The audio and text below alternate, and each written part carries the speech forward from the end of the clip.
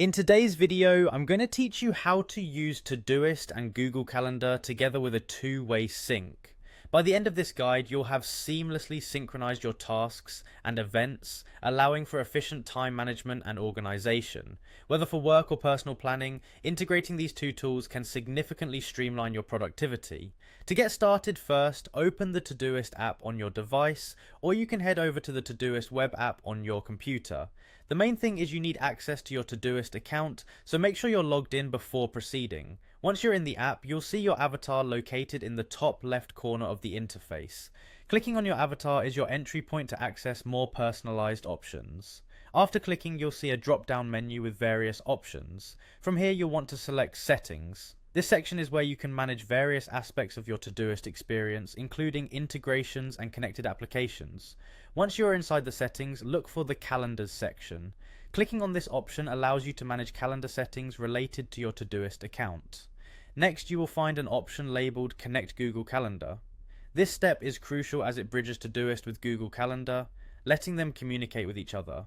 Clicking on this option kicks off the process of linking the two applications. A new window will appear, prompting you to select your Google account.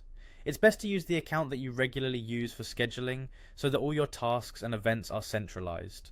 Once you've selected the correct Google account, go ahead and click Continue. This is where you'll be granting the necessary permissions.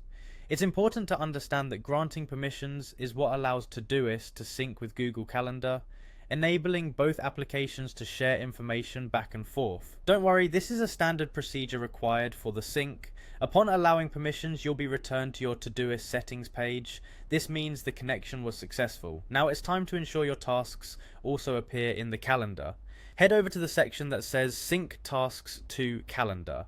You'll see an option to toggle this feature on, make sure it's activated. Enabling this setting ensures tasks created in Todoist will automatically have a corresponding entry in your Google Calendar.